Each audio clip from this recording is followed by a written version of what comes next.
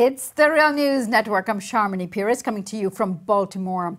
Shortly after President Trump ordered 59 cruise missile strikes on the Syrian air base, U.S. media outlets fell all over themselves with praise for Trump's action. Some called him presidential. According to an analysis by Fairness and Accuracy in reporting 5 major U.S. newspapers, the New York Times, the Washington Post, USA Today, the Wall Street Journal, and New York Daily News ran a total of 18 op-ed articles in the days following the attack, and not one of them was critical of the attack or even questioned the validity, the legality, or even for that matter, whether there was any proof of what they were accusing President Assad of doing. A New York Times analysis even ran a headline that said, "On Syria attack, Trump's heart came first." Similar coverage could be found in the cable news programs CNN, MSNBC, and Fox News. Brian Williams of MSNBC even referred to the beauty of our weapons, quote unquote. Joining us to take a closer look at all of this and make sense of the coverage, or one-sided coverage, is Norman Solomon. Norman is co-founder of rootsaction.org and founding director of the Institute for Public Accuracy. His books include War Made Easy: How Presidents and Pundits Keep Spinning Us to Death, and Made Love Got War: Close Encounters with America's Warfare State. Norman, good to have you with us. Thank you, Sharmini. So Norman, let's begin by trying to unpack all of this madness. Give us a sense of why media seems to be so in sync with going to war. Well, I think there are 2 huge factors. One of them is classic and unfortunately has been in place for a number of decades. When the U.S. launches an attack, particularly a high technology missile sort of attack like what happened the other day with what Trump ordered, the Tomahawk missiles against the Syrian airfield, the U.S. media really love the pseudo-patriotism, the militarism, and the use of technology so that implicitly Americans don't die. The target is presumably destroyed or at least damaged. And that's sort of a dream come true for what is seen to be optimum for U.S. military engagement. So that has kicked in ever since really the response to the falsified Gulf of Tonkin events in August of 1964 in terms of the U.S. bombing Vietnam in supposed retaliation for a non-existent supposed event. And then with the advent of cable television, which it came into its own, particularly with the 1989 invasion of Panama, and then the Gulf War of 1991, which the sort of pyrotechnics video really hit its stride. This has been a forte of cable news in particular. There's a spike in the ratings, and again, they glorify the use of technology. So that's unfortunately classic. It's what I call the repetition compulsion disorder of U.S. foreign policy, to strike out against those designated as enemies with the news media cheerleading. But in this case, there's been a second major factor as well.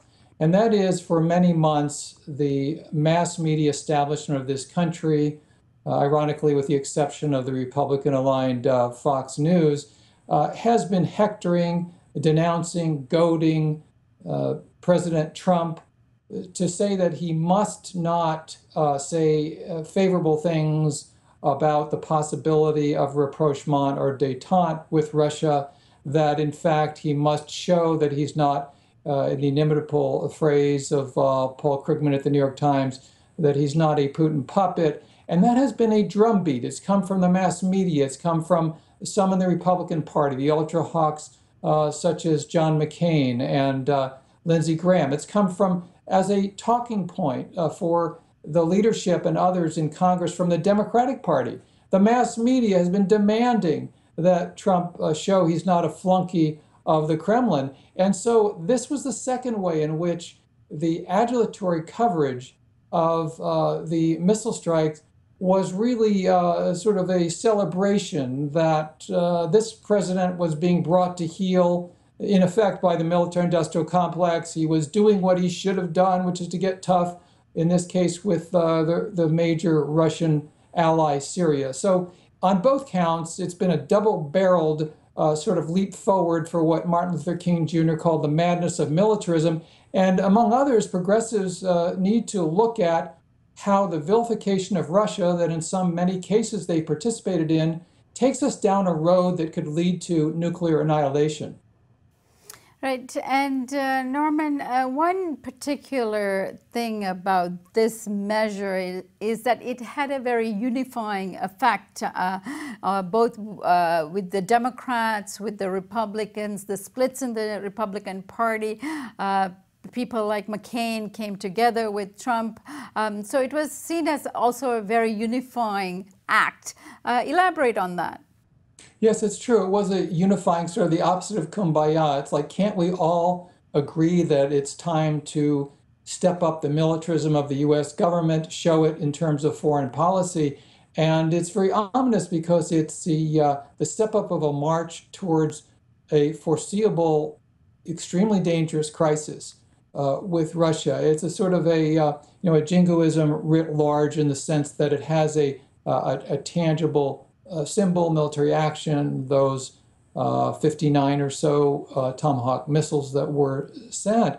And the dangers are really profuse, not only in terms of what could happen internationally, but also U.S. domestic politics, that unity between the two parties and among the mass media has foreshadowed tremendous carnage during the Vietnam War, during every major U.S. military war effort since. And it's really central to us who care about these issues, who understand that propaganda can have pernicious and deadly effects, that we step back and then engage, see the big picture, and insist that when people from the grassroots lead, then and only then will official leaders follow in a way that makes sense for humanity.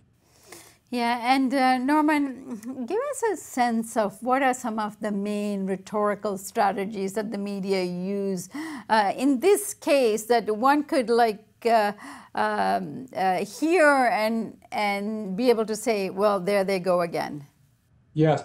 Well, the rhetorical strategies really include designating through a drumbeat of media messaging, of political pronouncements, who the enemy du jour or of the year or the era really is. And of course, we've, in our own lifetimes, gone through many of those. If we were around during the 1960s, it was Ho Chi Minh, there was Manuel Noriega, there was Saddam Hussein, there was Slobodan Milosevic, many others who were designated as those who were the villains, the Hitlers, the whatever of the day.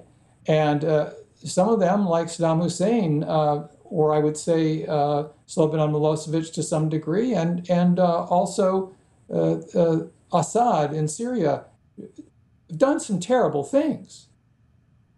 The U.S. government has done some terrible things, for instance, in the Middle East, currently in supporting the slaughter of people in Yemen by Saudi Arabia. And the U.S. government, Uncle Sam has blood all over his hands on that ongoing slaughter. So it's the double standard that's built into the technique. And then there's also the idea that has come to the fore with what's been called liberal interventionism, which is another form of a neocon sort of aggressiveness, that, oh, we can't just do nothing. And of course, there, in fact, are a lot of options other than doing nothing and adding to the slaughter.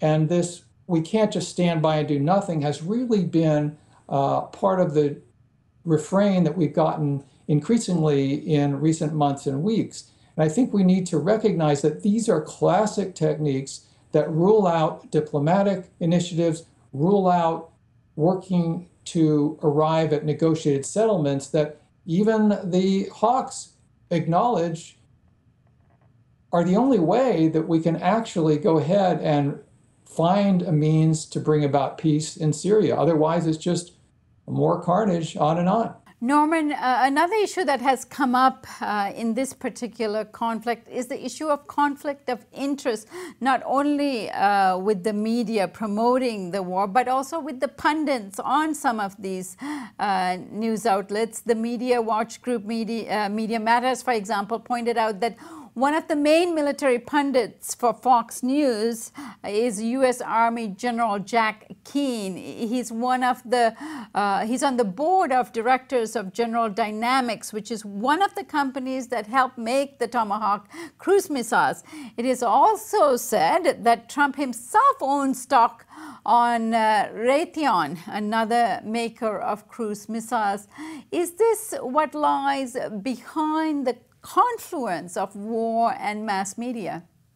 It's one factor. I mean, there's also the boost in ratings and so forth. There's the nationalism that seems to come with the territory. There's getting more favorable views in terms of regulatory decisions from the executive branch, from Congress, from the FTC. There's a confluence, a constellation of ways in which corporate media or corporate funded media, which includes the very war hawk, ultimately coverage from NPR's programs like All Things Considered Morning Edition or the PBS NewsHour, this whole set of mass media are really positioned and oriented through the politics and the political economy to get behind warfare. It's lucrative. You know, this has been going on, unfortunately, again, for a very long time. During the Vietnam War, there was a poster that the anti-war movement used sometimes. It said, "War is profitable, invest your son." Now we would say, invest your son and daughter. More recently, in the decades that we are now still part of, where cable television has been so important in driving the coverage and the politics of these wars, this has been classic. You know, the New York Times, as I remember, it was David Barstow, did a major expose a number of years ago in the wake of the invasion of Iraq, how many of the pundits brought on the air by CNN, by Fox, it's also now true of MSNBC, they have some sort of investment, not only political investment, but sometimes, as you mentioned, direct financial investment in these war-selling corporations who are vendors for weaponry and so forth. And the cash registers are ringing as they speak, and they're helping that momentum to continue. So it's both a literal problem and a metaphor for a much larger problem, which is that pundits and those in high positions through revolving doors and so forth are getting rich on the slaughter. And that's true also not only for the military-industrial complex, but the military-industrial surveillance complex. For instance, the former NSA and CIA director Michael Hayden, who has been promoting the drone war, has a position on a corporation board that makes a lot of money off of the drone war, and he has gotten paid into the 5 figures in 1 year for that. So it does bring fundamental questions about democracy. Are we going to live in a warfare state? Well, we do. Are we going to challenge it? That remains to be seen. It's certainly essential. And before I forget, I'd like to mention that many thousands of people in the last few days have sent constituent messages to their senators and members of Congress insisting that the United States turn away from the course of military confrontation with Russia and turn towards détente. And anybody who wants to, in 2 minutes, message their senators and representative on that point can go to our website at rootsaction.org, and you can take care of it very quickly. All right, Norman, as always, I thank you so much for joining us and for the good work you're doing. Thank you, Sharmini. And thank you for joining us here on the Real News Network.